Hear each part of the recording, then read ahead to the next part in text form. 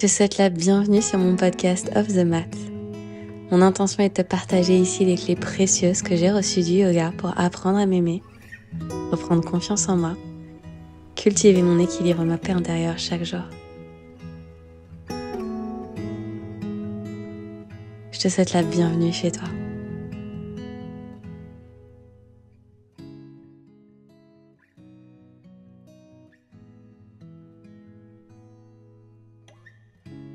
L'équilibre vers lequel on tend chaque jour est tout sauf linéaire.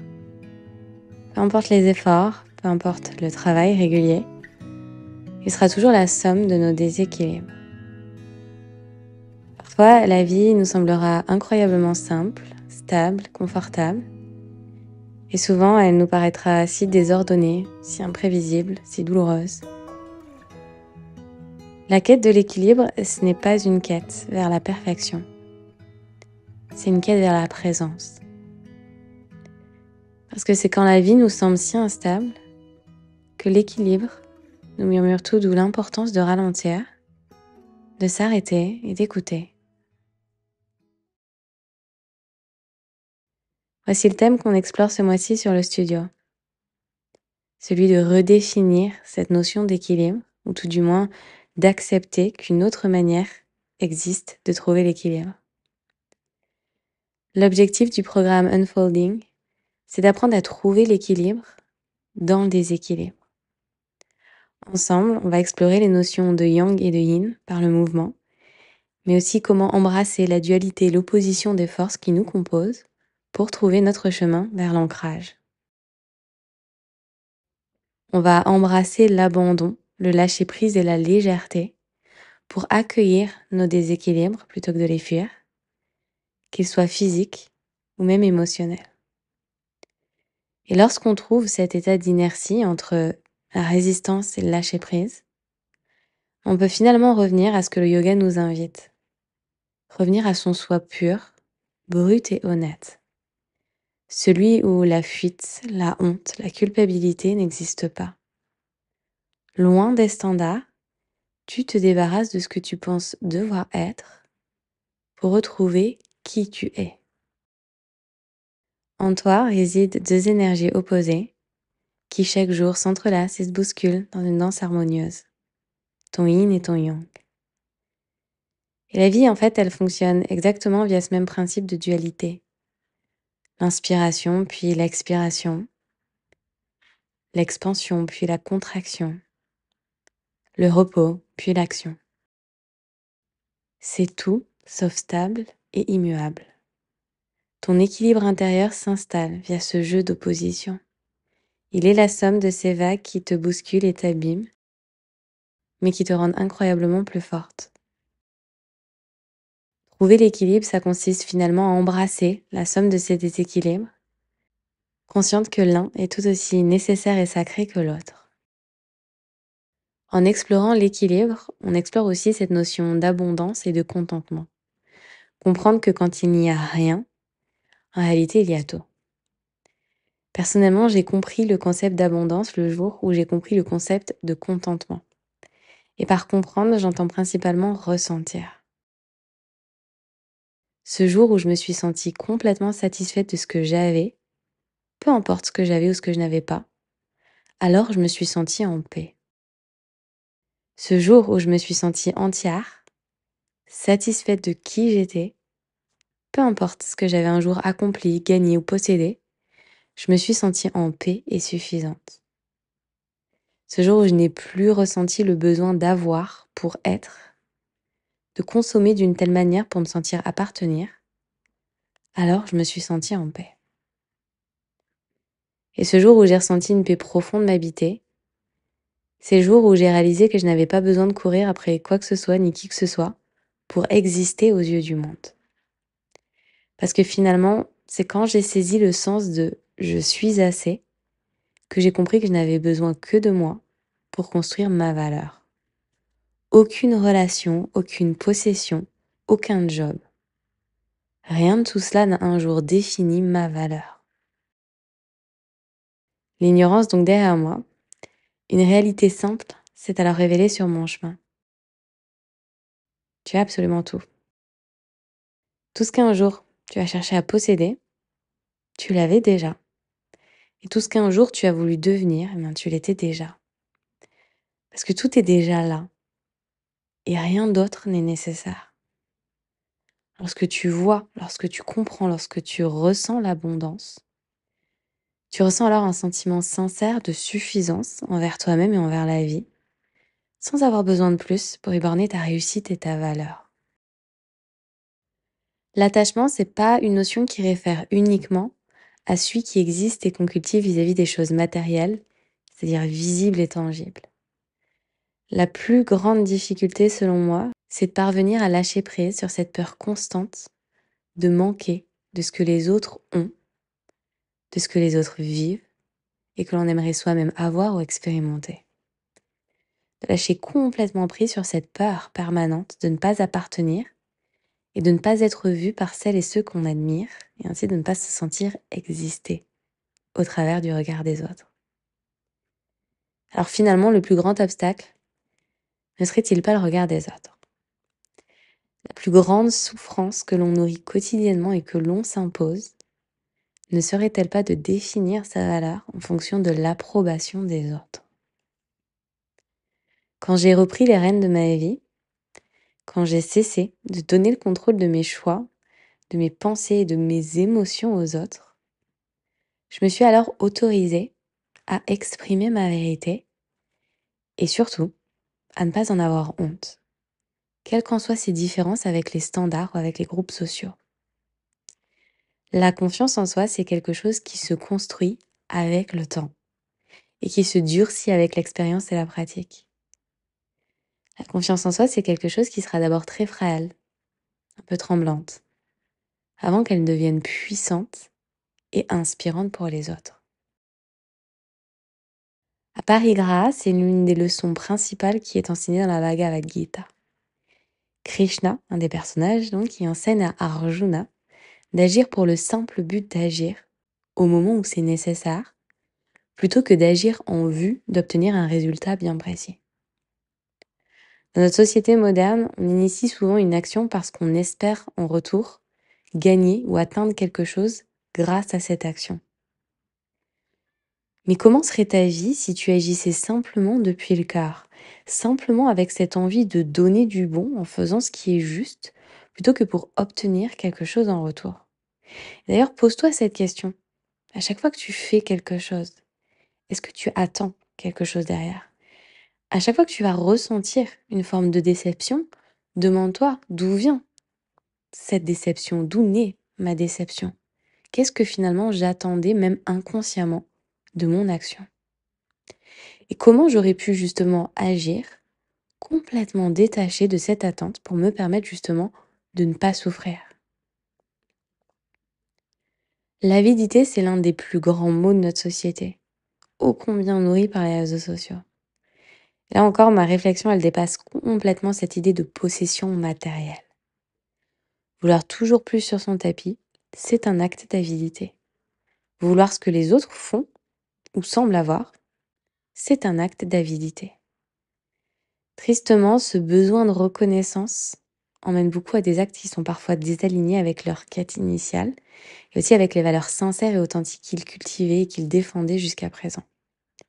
Parce que l'avidité, c'est quelque chose de très vicieux.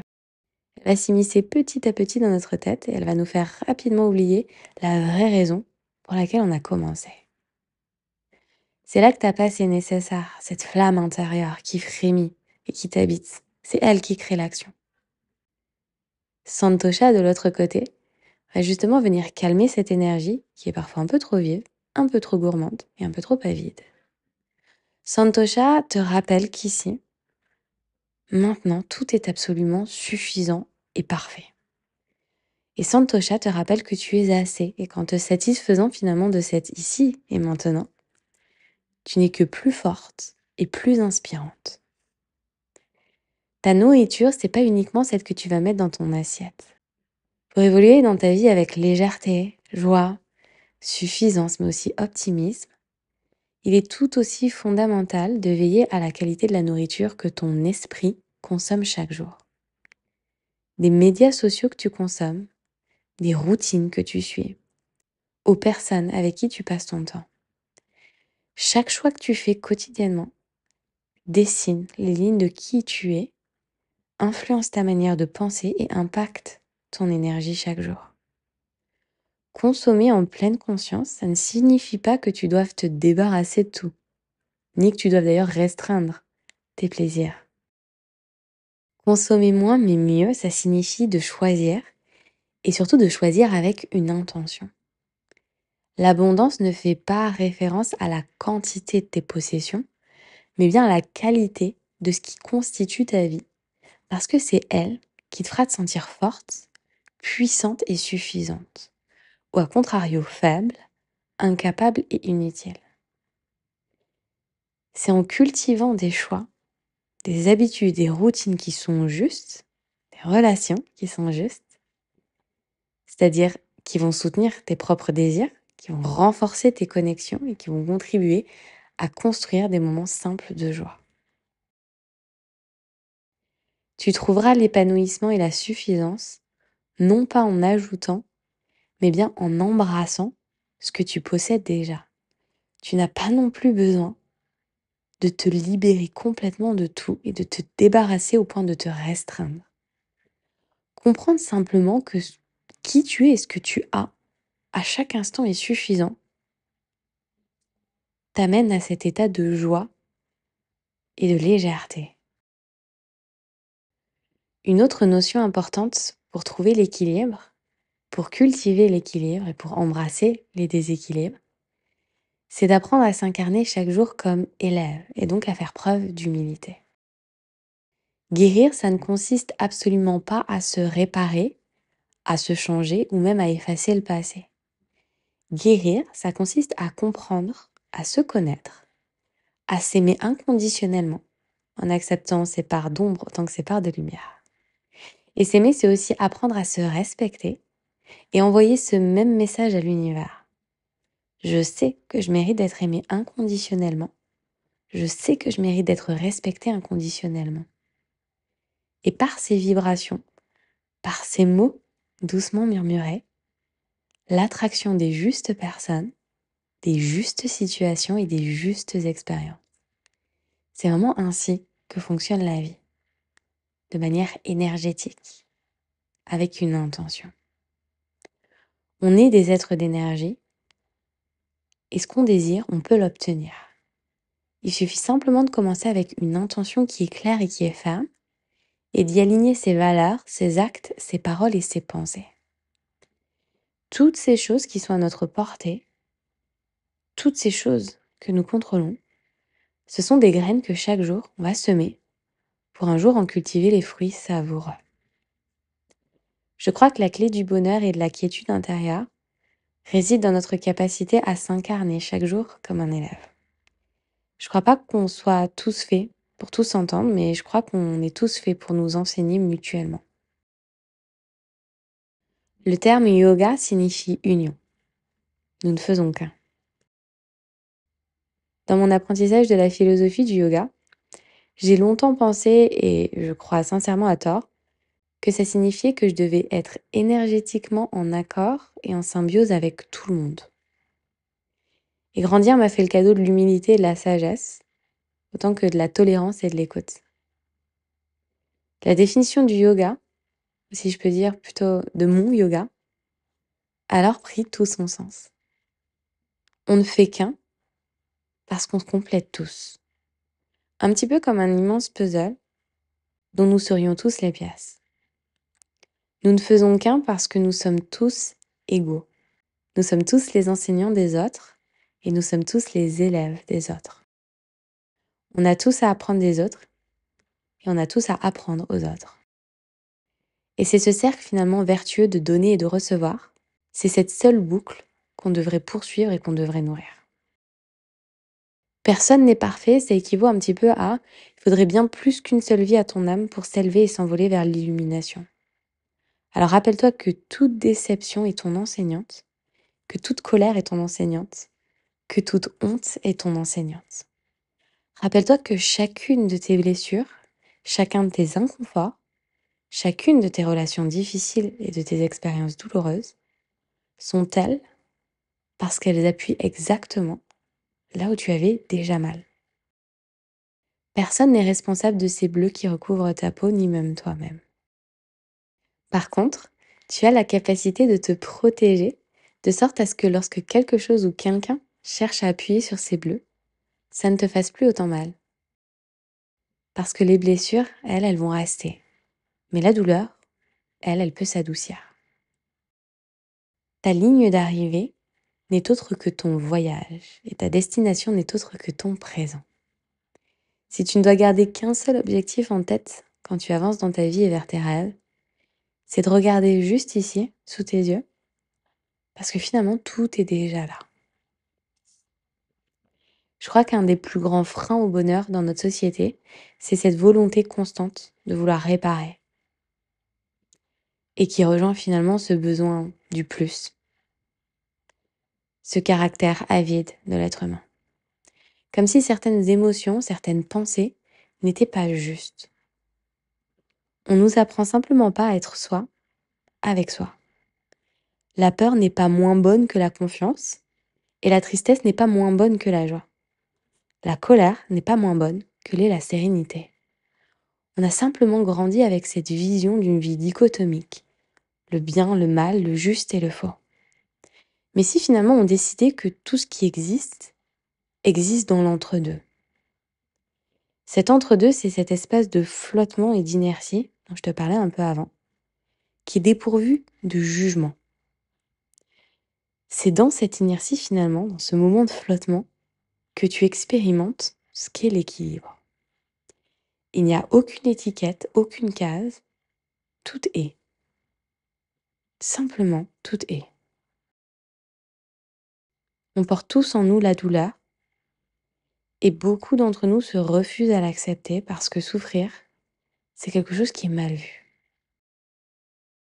Le mois de mai, pour moi aujourd'hui, c'est une invitation vers toi. De t'autoriser à ressentir la douleur.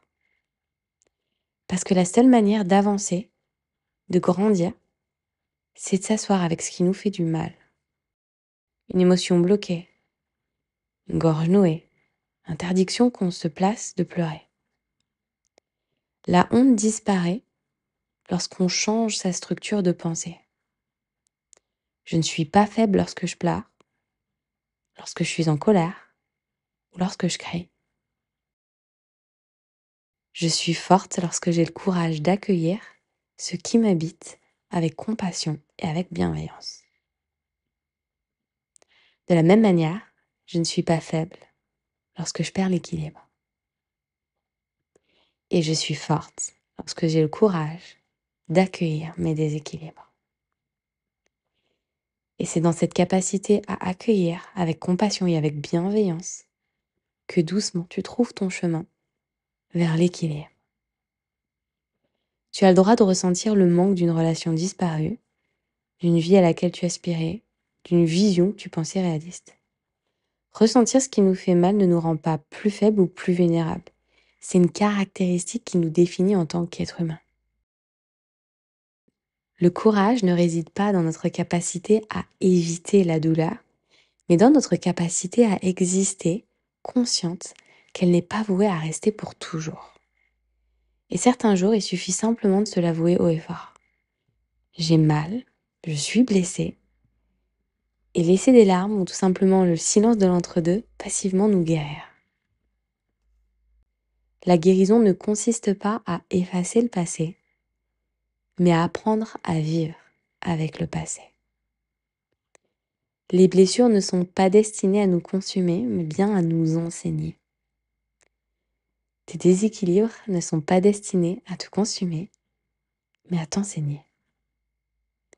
Lorsque tu cesses de courir loin de ce qui était inconfortable de ressentir, tu réalises alors que finalement, la peur de l'inconfort était bien plus grande que l'inconfort lui-même. Le poids que tu portes en toi, il est réel et tu n'es pas destiné à le porter pour le reste de ta vie. Comprendre puis accepter, ça suffit souvent. Accepter ne signifie pas que tu doives t'effacer ou te perdre à quelque chose que tu ne souhaites pas. Accepter, ça signifie que tu crées de l'espace pour la paix avec ce qui est. Et au lieu de résister une réalité qui t'effraie, que tu t'évertues à nier en essayant de la façonner selon ta propre grille de lecture, relaxe-toi dans cet entre-deux. Cet espace dans lequel l'inertie te permettra de respirer à nouveau. Cette inertie, cette liberté que tu ressentiras, ce sera le parfum du lâcher-prise. La vie nous paraît parfois insurmontable, physiquement comme émotionnellement. Et pourtant, tu es ici. Tu es arrivé jusqu'ici. Et crois-moi, ça en dit beaucoup sur la force de ton corps et de ton courage. Lorsque tu sens que la douleur devient trop grande, reviens simplement à ce moment, à cet entre-deux, à ce souffle qui à chaque inspiration t'ancre un petit peu plus dans cet instant présent. L'acceptation, c'est pas quelque chose qui se réalise sous nos yeux le jour où on va le décider. L'acceptation, c'est la résultante d'un voyage au cœur de soi et qui, au fil des compréhensions, doucement s'invite en soi. L'acceptation, elle s'installe naturellement lorsque le corps est prêt à la recevoir. Et s'il y a bien une chose que la vie m'a apprise, c'est qu'accepter ne consiste pas à abandonner, mais au contraire, à commencer. C'est ce moment où on comprend que ce qui est, consciente qu'il ne sera pas toujours. Et depuis cet espace, cette prise de conscience, il y a quelque chose en soi qui s'adoucit et qui s'allège. Un peu comme si au lieu de lutter, tu viens finalement créer de l'espace pour envisager l'après. Chaque jour, sur ton tapis, emporte avec toi tes frustrations, tes doutes, tes envies, tes moments de joie et de fierté. Viens entière sur ton tapis et autorise-toi à simplement être qui tu es à chaque instant. Quand tu parviens à t'incarner avec tant d'authenticité, de sincérité et de pureté, avec et pour toi-même, tu trouves la voie de la liberté. Parce que ta liberté, elle commence là où ta volonté de contrôler prend fin. Ta guérison, là où ton acceptation naît. Et c'est juste ici, dans cet entre-deux, que débute ta transformation. L'alignement nourrit ta confiance. Non pas la confiance qui se nourrit de l'ego, de la comparaison et de la compétition, mais bien celle qui grandit de la connaissance de sa vérité profonde. Celle qui éclot lorsque tu prends conscience que ta valeur ne se définit pas relativement à, mais bien au travers de qui tu es, dépourvu d'une quelconque quête d'approbation. La confiance en soi n'est pas une qualité dont certains disposent à la naissance et d'autres non. Elle est inhérente en chacun de nous et elle attend simplement d'être activée pour se déployer. Alors aujourd'hui, choisis d'avancer non pas de l'extérieur vers l'intérieur, mais plutôt de l'intérieur vers l'extérieur. N'attends pas des autres pour décider. Écoute d'abord ta vérité à toi et puis diffuse-la pour qu'elle attire à toi situations et relations qui sont alignées avec ta voix. Rappelle-toi que la perte d'équilibre et par conséquent de l'alignement, ce n'est pas un échec. Elle fait partie de ton expérience humaine.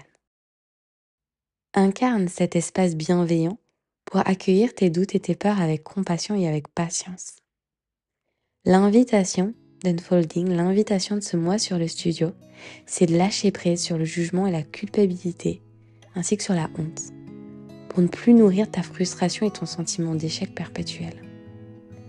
L'équilibre, il ne te demandera jamais d'être parfaite. Il te demandera simplement d'être curieuse, joueuse, aventurière et surtout présente. Une profonde respiration et autorise-toi à accepter qui tu es aujourd'hui. Honore là où tu te trouves plutôt que là où tu penses que tu devrais être. Tu es exactement là où tu es censé être. C'est uniquement en appréciant sans jugement ta nature véritable que tu pourras apprécier la saveur de ta vie. Rappelle-toi que dans le rien comme dans le tout, il y a assez. Lorsque tu te satisfais de ce que tu as, alors tu parviens à apprécier ta vie à chaque instant. En cultivant la suffisance plutôt que l'avidité, tu trouveras ta joie et la capacité de choisir depuis ton cœur et non depuis tes blessures. Unfolding, c'est 31 jours pour t'autoriser à tout accueillir et à tout ressentir. 31 jours pour créer la reconnexion, l'expansion et la libération. 31 jours pour délier un à un ces nœuds qui t'empêchent de respirer à plein poumon. 31 jours pour désapprendre, pour ensuite réapprendre. Unfolding, donc, c'est ton programme que tu vas retrouver pendant tout le mois de mai sur le studio. Il va se composer donc de 31 jours de pratique guidée, 31 jours de pratique à la fois existantes au studio, associées à 8 nouvelles propositions préenregistrées qui vont être réparties un petit peu comme ça dans le mois, pour te permettre de digérer plus facilement tous ces enseignements, toutes ces émotions qui vont se libérer. On se retrouvera également 3 fois en live pour pratiquer ensemble et pour échanger autour d'une session de questions-réponses. Et à la fin du mois, tu pourras ensuite te replonger dans ce rituel de 8 jours en continu pour l'expérimenter à nouveau de manière peut-être plus condensée et plus intensive. Quoi qu'il en soit, tu auras accès à Unfolding bien après le mois de mai pour revenir encore et encore à toutes ces séances et à toutes ces expériences parce qu'encore une fois, la vie est faite de déséquilibre et à tout moment, tu auras besoin de retrouver cette petite bouée pour revenir à ton état de calme et d'équilibre intérieur. Ce podcast ouvre le mois de mai ensemble et chaque semaine, tu retrouveras une lettre tous les jeudis dans ta boîte mail. Donc pense à t'abonner, c'est complètement gratuit. Je te remets le lien en description de cet épisode. J'ai hâte de passer tout ce mois à tes côtés sur le studio. Et si tu ne fais pas encore partie du studio, que tu n'as jamais été membre, tu peux l'essayer gratuitement pendant toute une semaine. C'est 100% gratuit et c'est sans engagement.